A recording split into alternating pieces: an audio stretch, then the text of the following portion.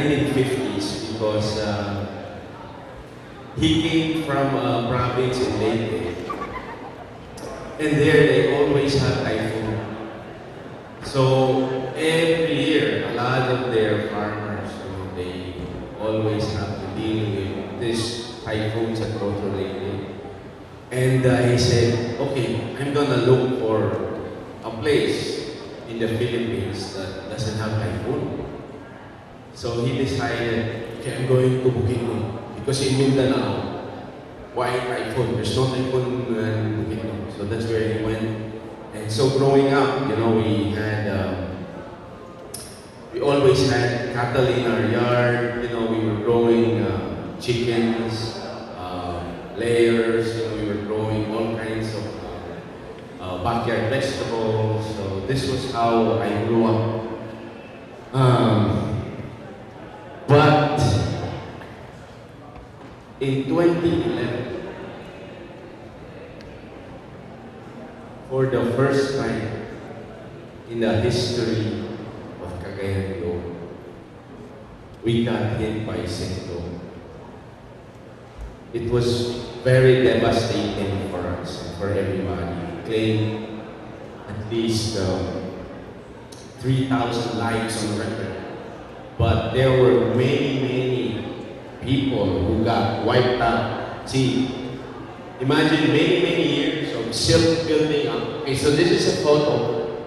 This was in 2010, and this is in 2011. So practically, there was islands, 2 patches of big neighborhoods who just got built up by silk. And over the years, people started building houses, and because they never expected this. So our family, we got devastated. This is a photo of one of our small farms, and this is beside the river. It's about, from this spot, this is around the center of Cagayan de Oro here. And this farm is about a 15-minute drive going upwards. And as you can see here, this is the bridge, and that got wiped out with the river. So we had a small farm across, and that's already Bukidnon on that side. We had a little bit of cattle there, a little piggery. We were growing cassava, and it was very difficult for us to run it because we had to transport a lot of inputs in this small pangkas. Later, they were charging a lot of money. Later on, they started to have some rubber rafts there and bamboo rafts, and so we did it for a while. But our biggest challenge was to transport food on that side. But can you just imagine? This is supposed to be a farming area, and people did not have food. That really struck me. I said to myself, I think Filipinos, farmers, we have forgotten to grow food for ourselves. Instead, we grow crops to sell, to get money.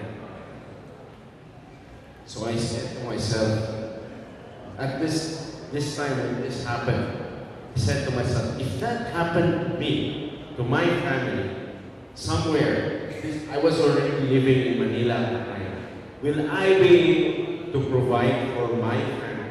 How will I be able to provide for my family if that happened to me? So in 2011, we decided to look for an area south of Manila. So I was living in a condominium then in Makati. We decided to go look for a house in Santa Rosa. And I said, I will try to grow my food in my own backyard and see if I can do it. Can get all my knowledge, forget all these seminars about growing for, can I do it myself as a farmer? Can I provide for my family? So we were able to rent this house with a small yard, um, and I started there. Okay, so so we have photos here of the yard that we got. Okay, my landlord, he loved farming, but he was also very passionate about his golf. So he loved to play golf. So he had a little bit of, we had some mangoes there. He had a little bit of calamansi. He wanted to grow all these crops. So we had 2 mango trees. We had jackfruit. We had star apple. We had iba. He had it pretty much planted around, this. But he designed it like a golf course. So for a couple of years, he was wondering, how come all my fruit trees are not giving me anything? So when you design a golf course, you have to bring in a lot of sand, and so it'll be easier, I think, to maintain. I'm not a golfer, but we found out later that he had a lot of sand here. So I said to myself, okay, I'm gonna start and try to grow my own. This was when we started. So this plants, can you please go back? Go back.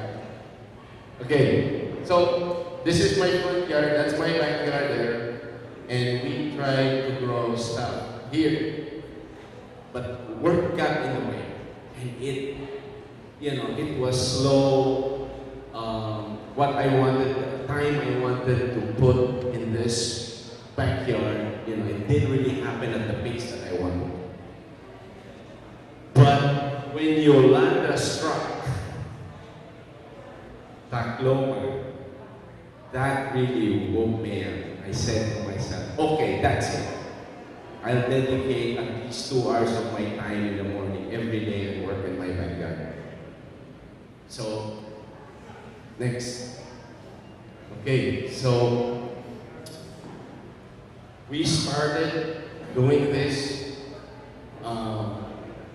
fast pace. I built a small nursery. I was blessed with an area that had so much carbon that I could compost. I was in the middle of Santa Rosa, and I had in front of me big patches of just empty land, which is pretty common everywhere in the Philippines.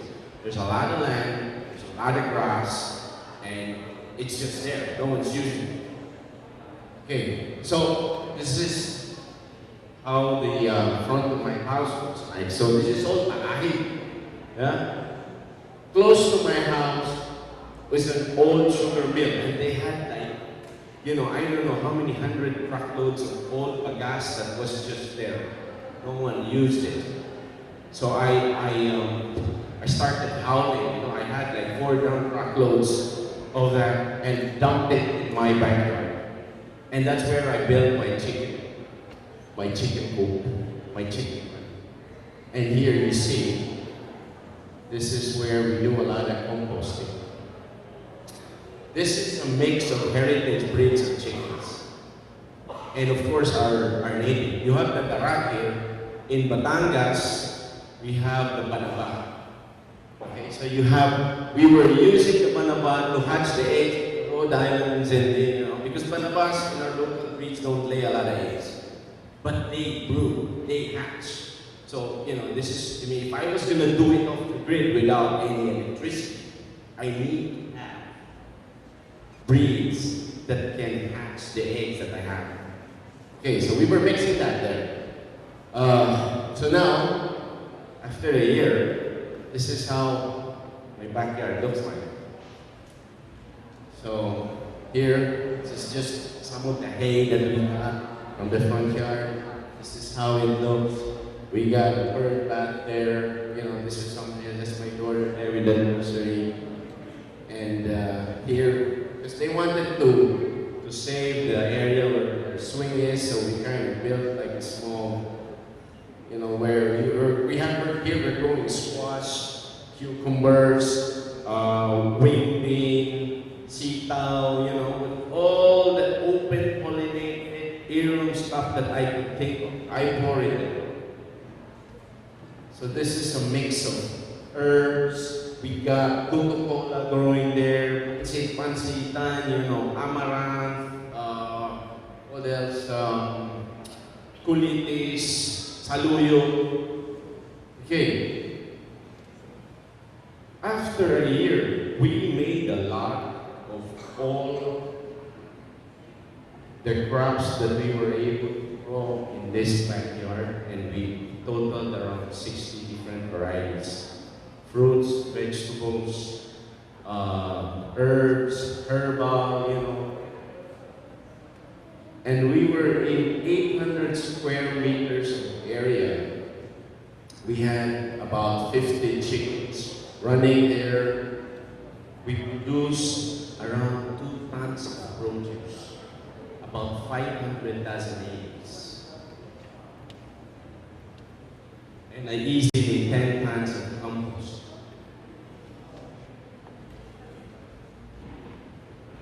That's how much you can produce. Can you feed your families in a small yard? Absolutely.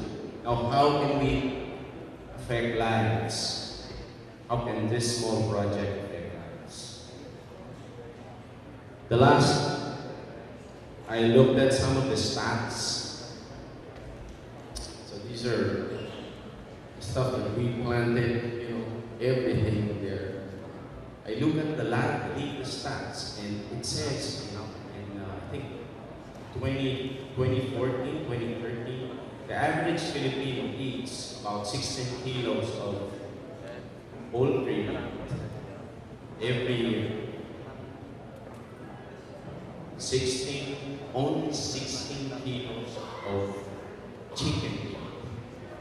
Now, there's what, 100 million Filipinos? 120 million? How many Filipinos? 100 million? Okay, if we had 1 million Filipino with 800 square meters and 8 chickens in their backyard, we won't have a poultry industry.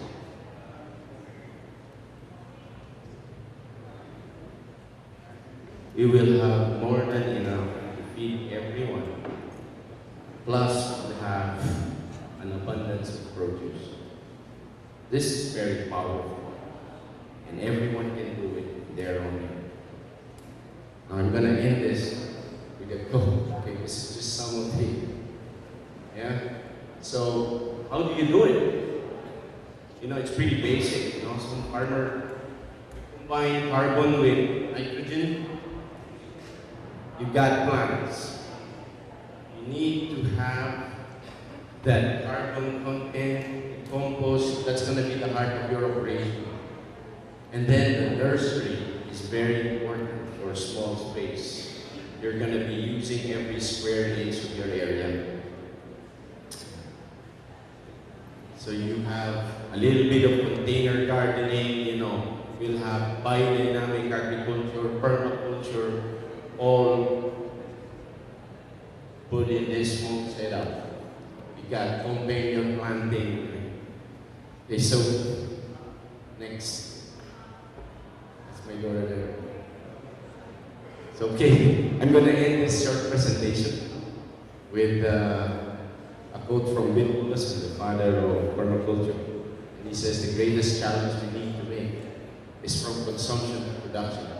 Even on a very small scale, in our own gardens. If only 10% of us do this, there's enough for everyone. Thank you.